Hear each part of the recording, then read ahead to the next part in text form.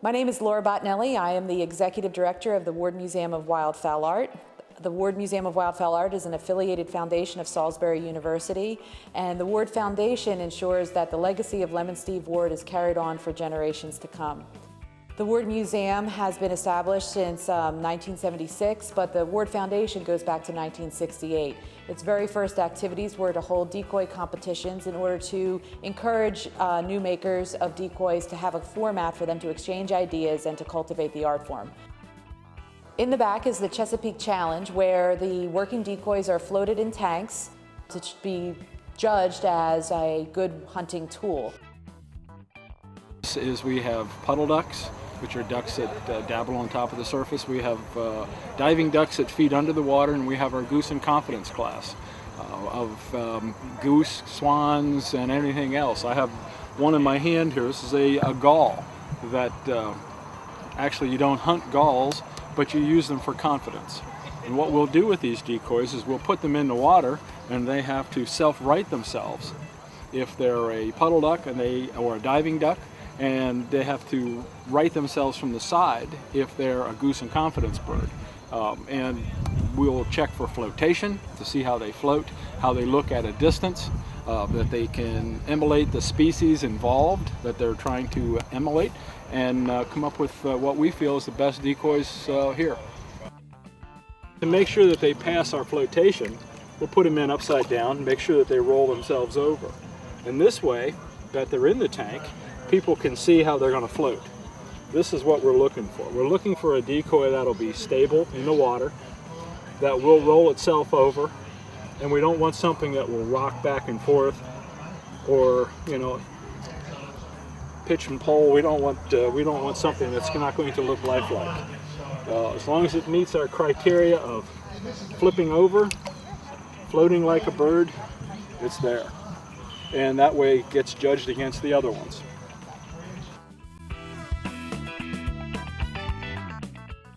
Lemon Steve Ward were celebrated in their lifetime as master decoy makers, including having the Ward Foundation named in their honor and have received honorary doctorates from Salisbury University.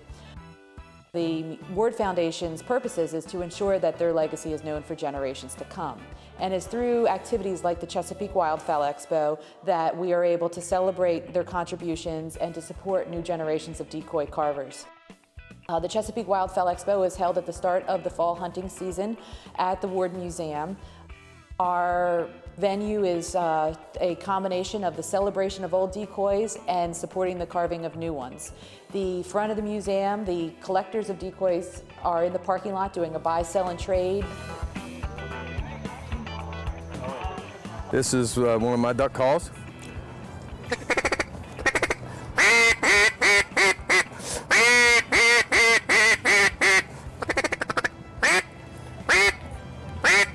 That's my duck call. Here's the goose call.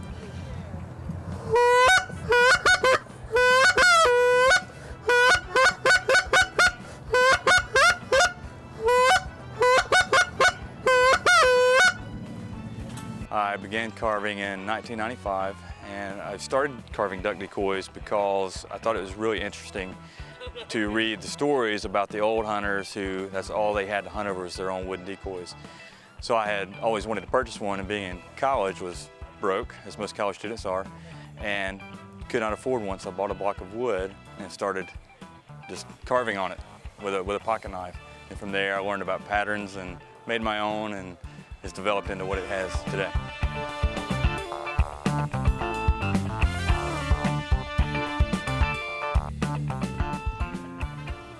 On the go? Yes. I like the go, but it looks like them primaries are going out of his leg. They go, yeah, they come in, they're too steep off, but I still... Yeah, it's better, I like it. I like it too. I like it better than the Harker. Probably just, Harker is hard looking. It does look, you know what I mean? Yeah, and I want to tell you, when I see Harlequin down by Point Lookout, where I see them, they're a little bit brighter than that. Birds are separated by species and then work their way up to best in show. We even have a shorebird division and a woodpecker division.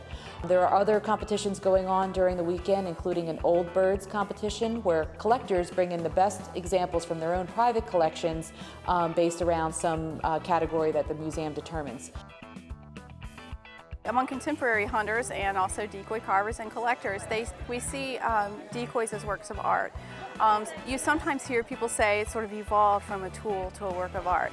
I think we try to stay away from that a little bit, partly because we feel that they were always works of art. They were works of art even when they were being used as tools. So we don't want to say that what we have now is better than what they had at that time. It's just different. So there were always aesthetic concerns with regard to decoy carving, and so you have different regional styles. But given that there was always that creative aspect and always that aesthetic component, we feel that they were works of art even when they were merely tools.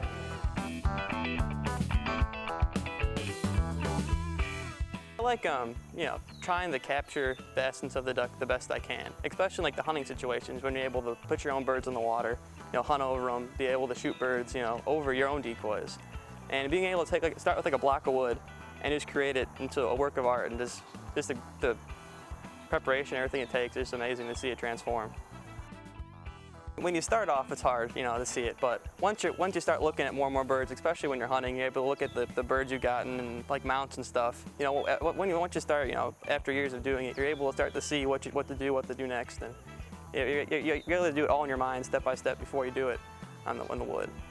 Oh yeah, especially a show like this one, the Chesapeake Waterfowl Expo. There's a lot of good carvers here that you're able to go, a lot of knowledgeable guys, and they're so talkable, and you're able to go up to them, ask them questions, and you can learn so much from these shows, especially looking at the other competition and able to talk to the guys that carve them, and you can learn a lot. Lem and Steve Ward were decoy makers from Crisfield, Maryland. They lived down on Sacratown Road, and I learned to carve for a need to hunt. But there was a vision as artists that came through in their working decoys, and people began to recognize they made these great working birds.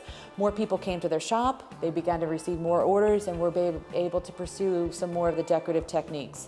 And so as you look at some of the early ward decoys, you can see that sort of creative enterprise, that looking at the natural world was inspiring some more expression in their decoys, which led to their full decorative work. The Ward brothers were recognized in their lifetime, celebrated with the establishment of the Ward Foundation, stories in National Geographic. Their work has a really particular attitude. Ward decoys have a spirit and a life about them. They capture the essence of the species, and they're just fabulous examples of an American folk art. I grew up in a rural section of Harford County, Maryland. My father was the tax assessor up there, and he knew Madison Mitchell, one of the preeminent carvers from that region, and he would bring decoys home from Mr. Mitchell. And there was a pair of little miniature canvasbacks from 1948 that sat in the bookshelf in the living room, and there was a pair of old working decoys that sat next to the fireplace hearth.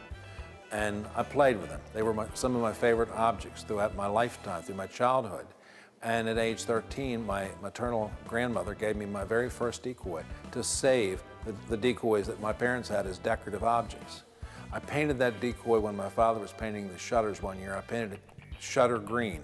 And by the time I was about 16, I realized that wasn't a very good idea. And I stripped the paint on that old Benjamin Dye redhead decoy, which is still an integral part of my collection.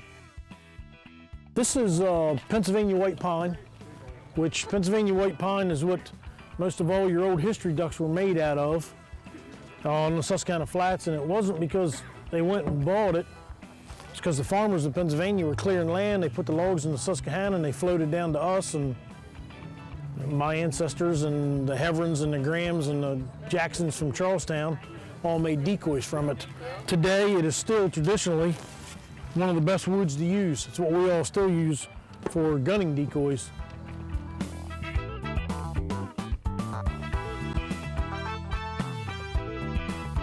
Today, here's a couple mallards. I just made 14 of these.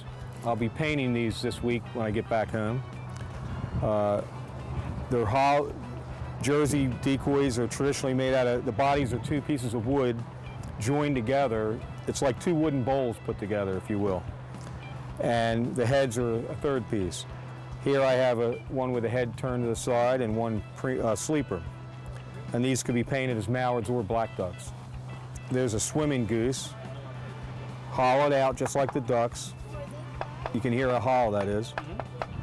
And even with this long neck, Hurley Conklin taught me to put a 3/8 dowel, drill a hole and put a 3/8 dowel all the way through that neck. You see a lot of old decoys with the necks cracked rather. And by doweling them, you're actually making a piece of plywood. You have glued grain going 2 different ways, and it makes them unbelievably more durable. He wrote about decoys from the Havre de Grace area, which spurred my interest to collect and find the same type of decoys that Joel Barber was collecting in the 20s and 30s. And I somehow was able to do that and got decoys from the same exact rig that are displayed in the Shelbourne Museum in Vermont that Joel Barber collected in Havre de Grace in the 20s. Patina of any wooden surface is important to a collector. There's many collectors that tend to mess with that a little bit too much for my taste. They use too much wax, they use stain, they'll clean them with Brillo pads. I've seen that done. And ruin, 150 years of patina in one fell swoop. The look of that old wood, the wear on that wood, all of those things appeal to me, and they appeal to the collector's eye. Uniqueness in decoys, style and form is very important to me. There's always been a tradition among collectors that everything has to be in perfect mint condition, original paint, original head. They didn't keep them that way. These gentlemen that hunted over these decoys used them. They were tools of the trade.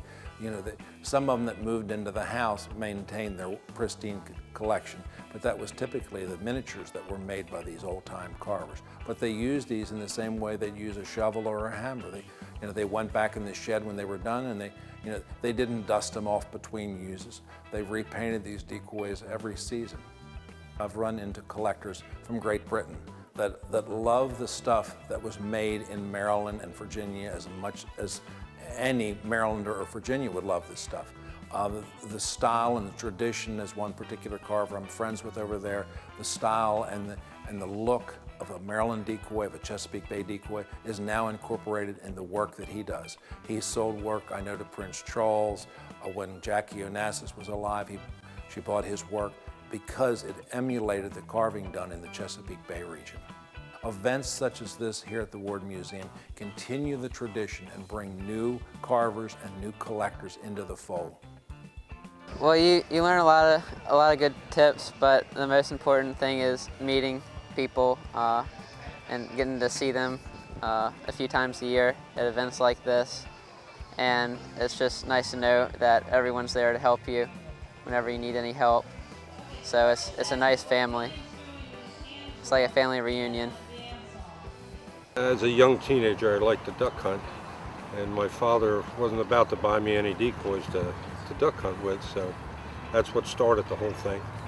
And then when I was close to 20, I got into a competition up in Babylon, New York, which I managed to win, and that just spun from there, and I've been doing it 35 years full time now.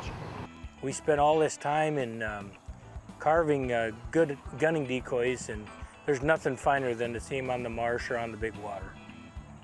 Well, events like the Wildfowl Expo are ultra critical. I mean, they are the platforms that pull us together periodically, right? That get us out to do what it is that we're slated to do. I'm thankful that they organize events like this. They're great platforms to pull our peer group of carvers together, from all different parts of the country, where we can come together, we can collaborate, we can share knowledge.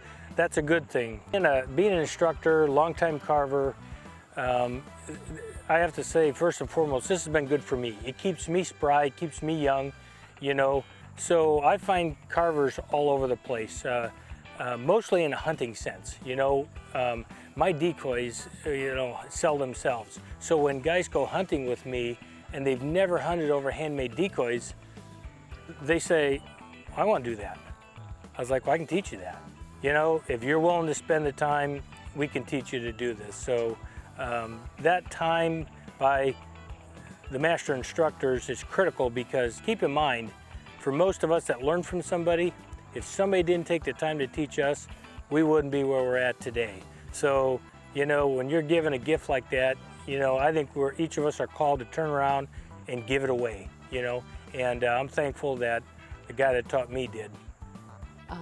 The Ward Museum has been privileged to receive funding from the National Endowment for the Arts for its Carving Out Future Decoy Makers program.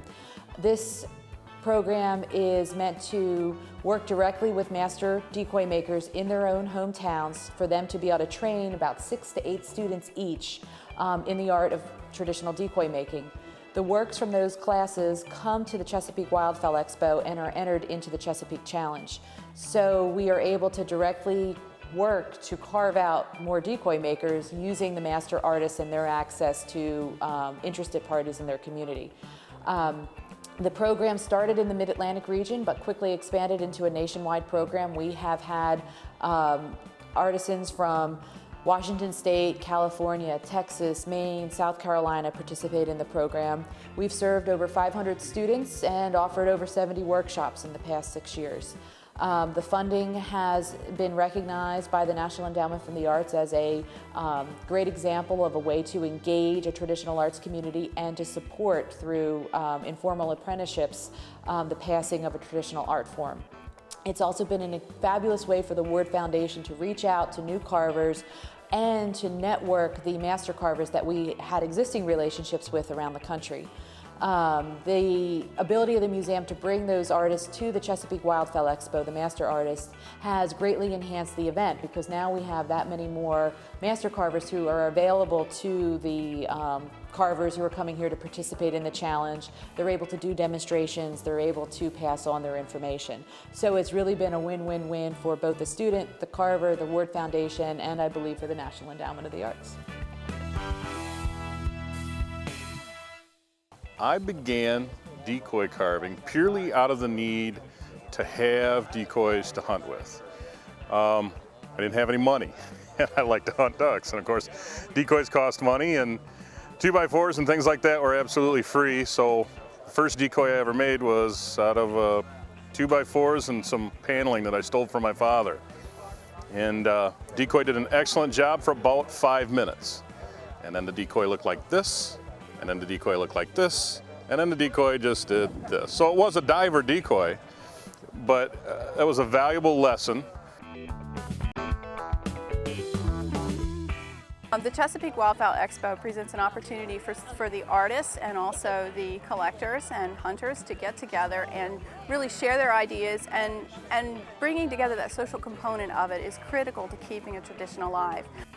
The definition of a tradition is something that's handed from person to person, whether it's from father to son or from friend to neighbor.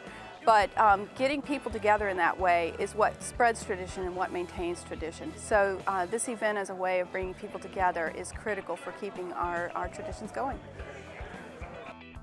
One of the easiest ways to become involved with the decoy carving tradition is to visit the Ward Museum and just get a first taste of what is going on in the historical birds that are on display in the Decoy Study Gallery and the Decoy in Time. Learn a bit about the Ward brothers and then visit our World Championship Gallery. You'll get a sense of the breadth of this tradition. You probably have a decoy maker in your state that you might be able to find out a little bit more about. You might be able to make contact with that person, visit them in their workshop. And if you have an interest in carving, take it on. To pick up a carving knife and a block of wood is the first step. Come to the regional decoy show in your area. Participate in the Ward Museum's membership program, visit our website, engage in the educational programs, talk to collectors about why they are so interested in this carving form, why they see these as great pieces of Americana, and learn a little more. There's a story behind every decoy, and there's a story behind every antique, and you'll soon learn that the decoy has a way to tell a story that connects art, nature, and tradition, which if you are a writer or a photographer, you may be doing in your own work, and that you are part of a legacy of other artists, including the Ward brothers, who have been able to celebrate the natural world. I don't think decoy carving is ever going to go away. It's a lot of too much enjoyment for too many people, so I think it'll be around for a long time.